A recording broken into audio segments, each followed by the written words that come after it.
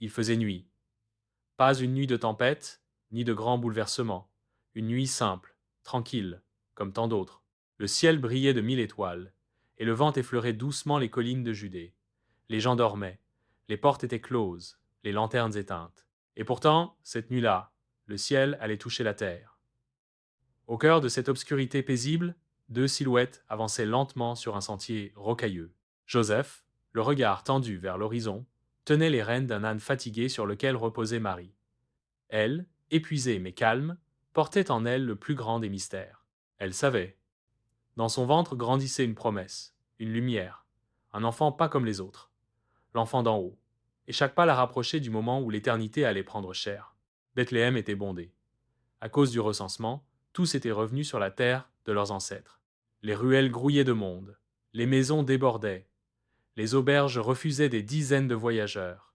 Joseph frappa à une porte, puis à une autre. Toujours la même réponse. Il n'y a plus de place.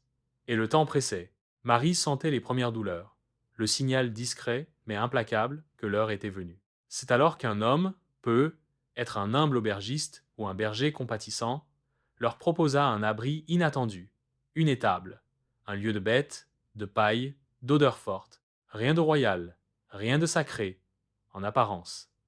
Mais Dieu avait choisi l'humble, l'oublié, le simple, car dans cet endroit que personne ne regardait, allait naître celui que tous attendaient.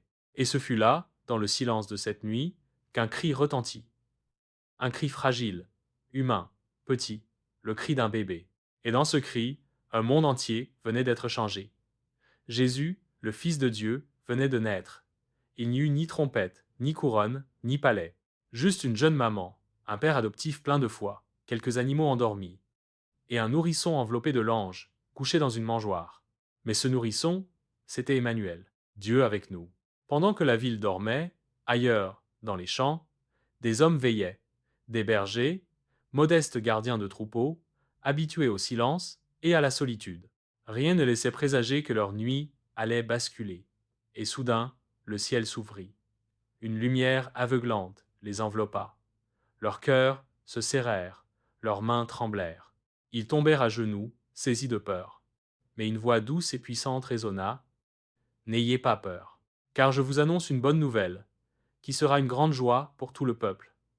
Aujourd'hui, dans la ville de David, un sauveur vous est né. Il est le Messie, le Seigneur. Puis, le ciel tout entier sembla exploser de lumière. Des milliers d'anges apparurent, chantant en chœur une mélodie céleste. Gloire à Dieu au plus haut des cieux, et paix sur la terre aux hommes qu'il aime. Une symphonie venue d'un autre monde, qui fit vibrer le cœur des bergers. Et, sans attendre, ils coururent. Abandonnant leurs troupeaux, oubliant la fatigue, ils suivirent l'étoile, la promesse, la lumière. Ils trouvèrent l'étable. Ils virent l'enfant. Et dans ce visage d'innocence, ils reconnurent le miracle. Pas besoin de preuves, pas besoin d'explications. Ils savaient. Ce bébé était le roi, le Messie, le salut du monde. Pendant ce temps, bien plus loin, dans les royaumes d'Orient, trois sages scrutaient les cieux. Ils n'étaient pas juifs, ni bergers, ni prophètes, mais ils cherchaient la vérité, et ils virent l'étoile, brillante, unique, comme un signe gravé dans le ciel. Et eux aussi, ils partirent.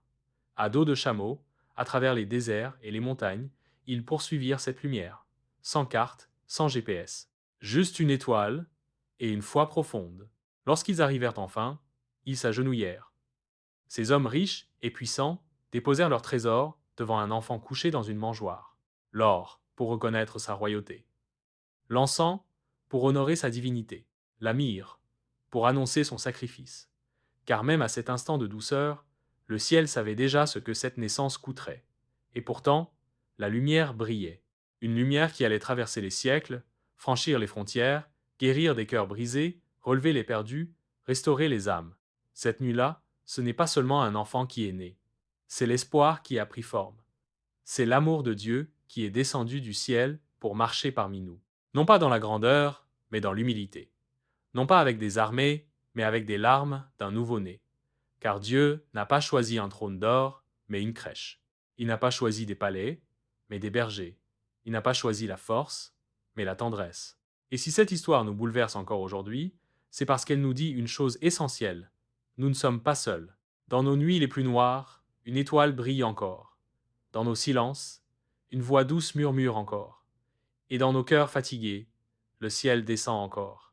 Alors, chaque Noël, souvenons-nous. Ce n'est pas un conte, ce n'est pas une légende, c'est une vérité éternelle. Le ciel est descendu sur la terre. Et rien, plus rien, ne sera jamais comme avant.